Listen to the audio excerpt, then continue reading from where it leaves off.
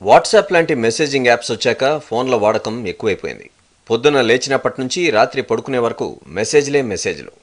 ఇలా పొద్దస్తమానం మెసేజ్లు పంపుతూ పోతే మన మెడను రిస్క్లో పెట్టినట్టేనని సైంటిస్టులు హెచ్చరిస్తున్నారు. మెసేజ్ చేసే సమయంలో వెన్నుపూసపై ఒత్తిడి పెరుగుతుందని, మెడ సహజ సిద్ధ వంపుపై ప్రభావం పడుతుందని చెబుతున్నారు. దీంతో మెడకు సంబంధించిన మృదు కణాల్లో ఇబ్బంది తలెత్తుతుందని అన్నారు. రోజుకు సుమారు 8 గంటల కన్నా ఎక్కువసేపు ఫోన్లు వాడే 18 నుంచి 25 ఏళ్ల మధ్య ఉన్న యువకులపై థాయిలాండ్లోని కోన్ కయెన్ యూనివర్సిటీ సైంటిస్టులు అధ్యయనం చేసి ఈ విషయాన్ని తేల్చారు.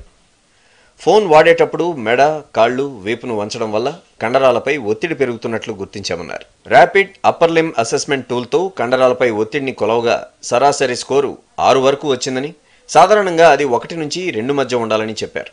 ప్రపంచవ్యాప్తంగా 340 కోట్ల మంది స్మార్ట్ ఫోన్తో మెడను ఒత్తిడికి గురిచేస్తున్నారని అన్నారు. మరో సర్వేలో స్మార్ట్ ఫోన్ వాడుతున్న 779 మంది థాయ్ వర్సిటీ స్టూడెంట్ల వివరాలు ఆరా తీయగా 32% మంది మెడ నొప్పి ఉన్నట్లు చెప్పారని సైంటిస్టులు వెల్లడించారు. 26% మంది భుజం నొప్పి, 20% మంది నడుము నొప్పి, మరో 19% మందికి మణికట్టు నొప్పి ఉందట.